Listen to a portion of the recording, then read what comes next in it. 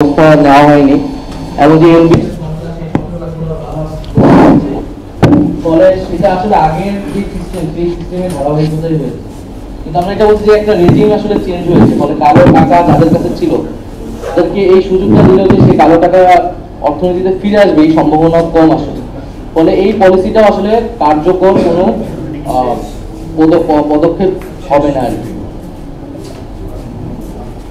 আমাদের যে প্রতি বছরই বাজেট ঘোষণার আগে রাজনৈতিক দলগুলোর সাথে সরকারের একটা আলাপ আলোচনা, সেক্ষেত্রে আপনাদের সাথে আলাপ আলোচনা হয়েছিল কিনা বাজেট না, সরকারের সাথে আমাদের এই বিষয়ে কোনো বাজেট বিষয়ে কোনো আলোচনা হয়।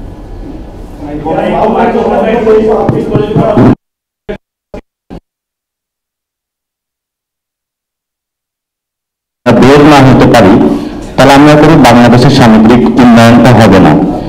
সেই ক্ষেত্রে অর্থনীতির সাথে সংশ্লিষ্ট যে প্রতিষ্ঠানগুলো রয়েছে সেটা যদি করা যায়, শক্তিশালী, অর্থাৎ পরিবর্তন হলেও যাতে রাষ্ট্রের যে নীতি, জনমানুষের কল্যাণের নীতি, সেটাতে যাতে পরিবর্তন না হয়, সেটার দিকে বাংলাদেশ যাওয়া উচিত বলে আমরা মনে করি।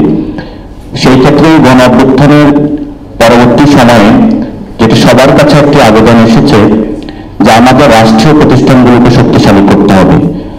আমাদের জায়গা থেকে আমরা মনে করি রাজনৈতিক দল অবশ্যই কমেন্ট করবে, কথা বলবে, তাদের প্রস্তাবনাগুলো দিবে, প্রতিষ্ঠানের দিকে হলে আমাদের ফোকাস করা উচিত এবং সেক্ষেত্রে প্রতিষ্ঠানগুলোকে শক্তিশালী করে আমাদের এগিয়ে দিয়ে যেতে হবে। যে এনবিআর এর মধ্যে একটা আন্দোলন হয়েছে, কিন্তু এনবিআর এর বর্তমান যে সিস্টেমটা, এই সিস্টেমের মধ্যে দিয়ে যারা রাজস্ব রয়েছে, বড় বড় অর্থের কর ফাঁকি দিচ্ছে, অর্থ লোপাট করছে, তাদের থেকে কিভাবে ট্যাক্সেশন প্রক্রিয়াটা সুন্দর করা যায়, সেই ক্ষেত্রে আমরা কোন স্ট্র্যাটেজিক কৌশল দেখিনি বাজেটে। সেটা কিভাবে আরো সুন্দর করা যায়, সেই ক্ষেত্রে সরকারকে আরো রিয়ালিস্টিক